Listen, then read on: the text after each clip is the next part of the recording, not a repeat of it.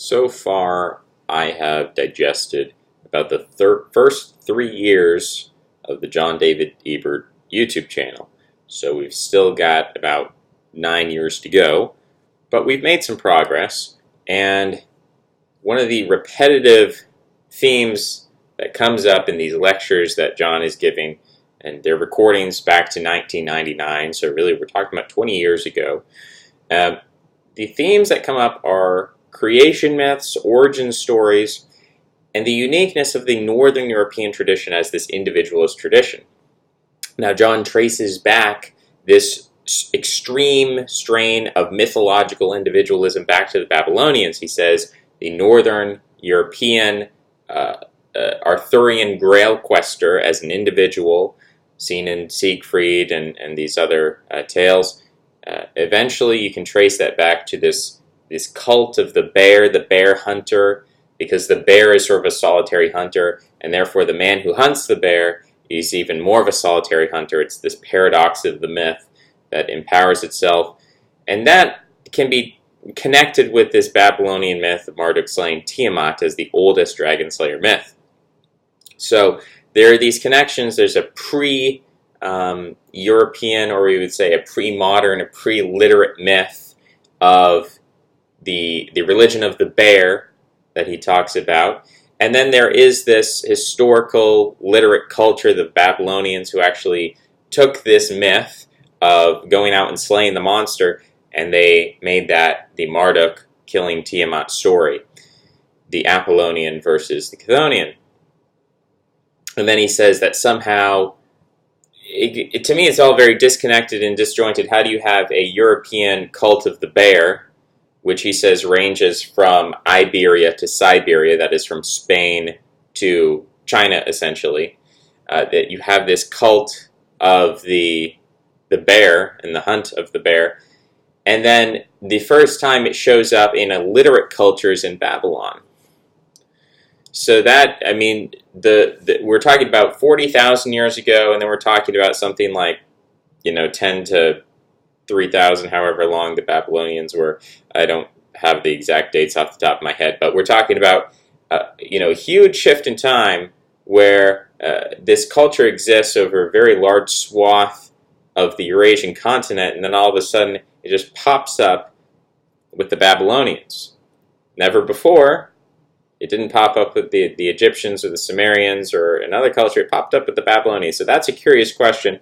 I'd like to see, when we cover the next 7 years or so of the Ebert channel, if he ever answers that kind of question. And then the second missing part of the puzzle is, if the Babylonians are the first ones to write it down, to write the myth down, then why doesn't this individualist culture continue to ferment and continue to accelerate within the Babylonian region of the Fertile Crescent? Why does it all of a sudden skip geographically across the Mediterranean, across the Caucasus Mountains, all the way up into Northern Europe? How does that transference happen from Babylon to Northern Europe? Now, my explanation would be that you have a cultural field from Iberia to Siberia, that is this North Eurasian hunter-gatherer field, where you get this cult of the bear, the hunt of the bear. And that these North Eurasian hunter-gatherers first come into contact with literate peoples and with civilization and urbanism and all these things. They first come into contact with it in the Middle East, because they're living in Europe, they're living in Siberia, but those places don't have literacy, they don't have civilization, they don't have division of labor, they don't have agriculture. And so these North Eurasian hunter-gatherers, first they migrate down and they come into contact with civilization and literacy in places like Babylon, in the Middle East, basically. And so that is where their myths interject themselves into the Middle East, and they get written down, and they become part of the cultural conversation in the slaying of Tiamat by Marduk. But Babylon is not where those myths originated. It's that there was this culture of literacy that was writing down all these ideas, trying to codify myth, and one of the groups of people that was having input into this cultural conversation were these North Eurasian hunter-gatherers who are immigrating down, bringing their cultural memories, bringing their cultural influence. And they did it in different groups. The Indo-Europeans would be one group of these North Eurasian hunter-gatherers, but there, I believe, would have been other groups.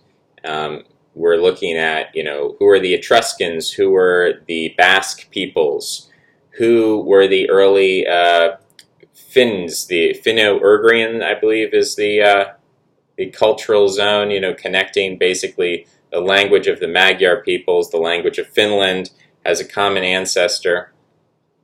These Finnic peoples are hunter-gatherers. So you have a lot of different groups here. It's not just the Indo-Europeans. There's also, I've learned within the last year, that there's a connection between the Dravidian culture and the Indo-European culture. But even though the Dravidian languages are not Indo-European languages, ultimately there seems to be a connection culturally in terms of the practices, that the Dravidian culture is not native to the Indian subcontinent, that the Dravidian culture has origins within the Iranian plateau as a neighboring culture to the Indo-Europeans, that they share many things in common. They may even have a common cultural ancestor or common cultural influences that precede both of them. And then the Dravidians took over India. They invaded it and they took over it. And then after that, the Indo-Europeans came in and had their influence. But the way that we look at Dravidians is as the native culture of India, which is not true. The Dravidians are an invader culture, just as the Indo-Europeans. And so the way we can look at the Indian subcontinent is really, it's very similar to Britain, in that you first had pre-Celtic, pre-Indo-European inhabitants, and then you had the Celts come in as invaders, and then you had the Anglo-Saxons come in as invaders, and then you had the Vikings come in as invaders, and then you had, well, in between that, you also had the Romans come in as invaders, and then you had the Normans come in as invaders, who are a subset really of Vikings, but now they're speaking French because the Vikings would always assimilate to whatever culture that they immigrated into. The Rus in Russia would begin to speak Slavic languages. The Normans in Normandy began to speak French, but they were ultimately Viking-descended groups. But there are all these invasions of Britain. And sometimes we think of the Celts as the native people of Britain. The Celts are not the native people of Britain. It's a very similar situation to Native Americans, where they claim to be the original inhabitants.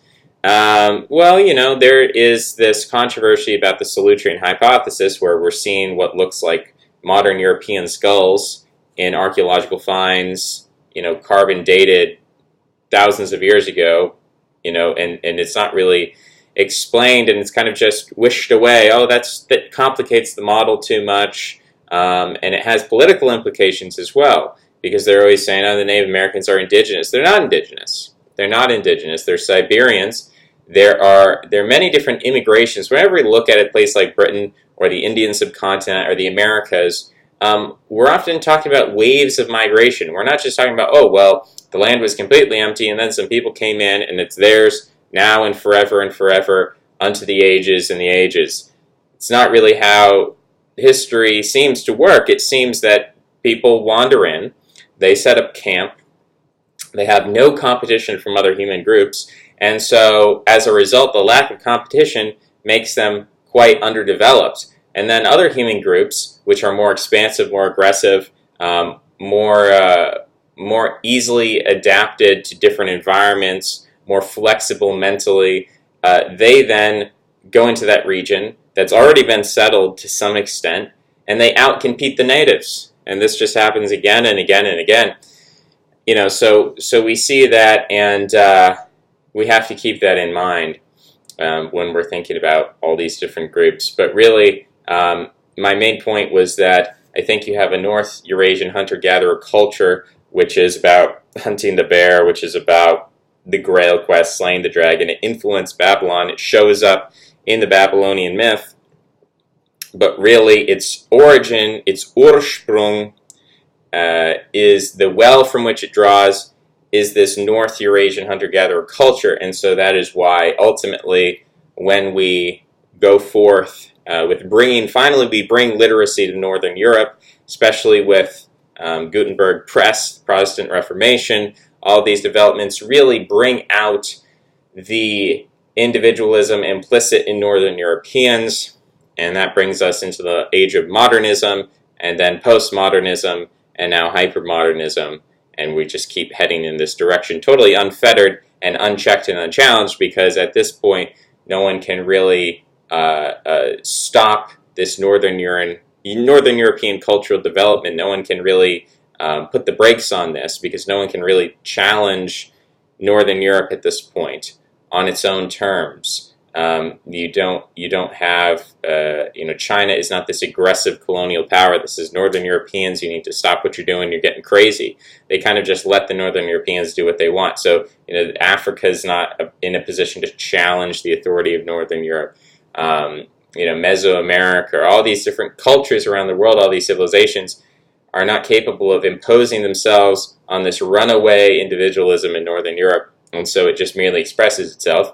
You could also have the hypothesis that certain elites see it in their favor, to their benefit, to promote this, like this cycle is already going forth, this Faustian culture is already on its own promoting individualism, but maybe you would have some kind of internal checks and balances, or maybe Northern Europeans could have a little bit of self-criticism and step back from their own instinct and say, well, maybe we should have some kind of check and balance on this. Traditionally, that's been the nation state. So you counter Northern European individualism with a sense of tribe, with a sense of nation, with a sense of patriotism.